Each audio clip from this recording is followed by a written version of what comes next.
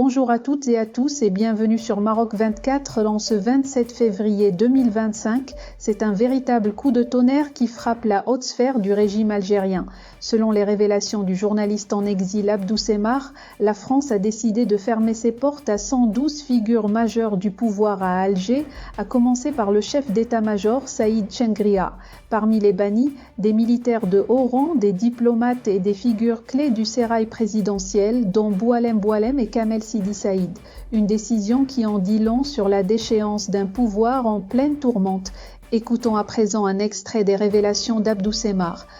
Ces deux pays, tellement liés par l'histoire, par la mémoire, par les intérêts politiques et les intérêts économiques, sont en train de connaître leur bagarre, leur dispute, leur conflit le plus cruel, le plus dur, le plus terrifiant depuis l'indépendance de l'Algérie en 1962.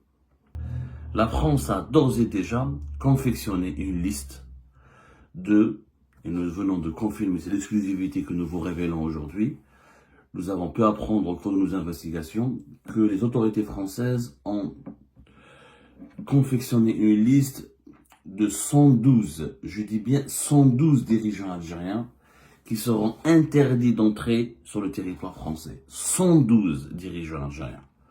Dans cette liste de 112 dirigeants algériens, alors, ils sont majoritairement des diplomates, d'après nos investigations, mais il y a aussi beaucoup de cadres de la présidence de la République et des hauts responsables de l'armée, de l'institution militaire et des services de sécurité. Nous avons Kamel Sidi Saïd, le directeur général de la direction de la communication au niveau de la présidence algérienne de la République, c'est-à-dire au niveau du palais présidentiel d'El-Mouradia. Nous avons Boualem Boualem, le directeur de cabinet du président Abdelmajid Tebboune. Nous avons aussi plusieurs diplomates qui font partie de cette liste, parmi lesquels l'actuel secrétaire général du ministère des Affaires étrangères, M. Lounès Magraman, qui est le secrétaire général du ministère algérien des Affaires étrangères. Il y a aussi des militaires parmi lesquels M. Saïd Chengria, le patron de l'institution militaire et le directeur de cabinet de M. Saïd Chengria, le chef d'état-major de l'armée algérienne et ministre délégué auprès du ministère de la Défense nationale. Il y a plusieurs membres du gouvernement, notamment les départements régaliens, et il y a plusieurs diplomates, majoritairement ils sont diplomates, et plusieurs cadres des services de sécurité, dont le patron, par exemple, de la DGSI algérienne, la Direction générale de la sécurité intérieure, Nasser Djen, et ainsi que le patron de la police algérienne, Ali Badawi, et le patron de la gendarmerie algérienne.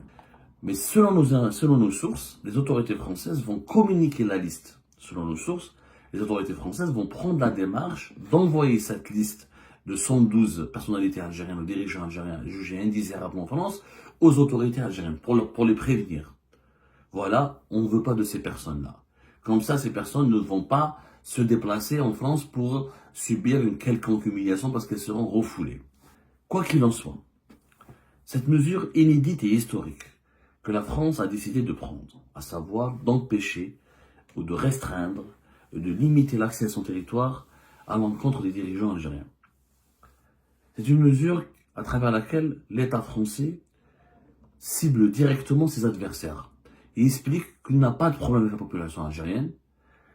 L'État français est très prudent. Il ne veut pas avoir un problème avec la population algérienne. Il envoie un message clair pour dire « Mon problème n'est pas avec les Algériennes et les Algériens, n'est pas avec la population algérienne, n'est pas avec la communauté algérienne qui est importante en France.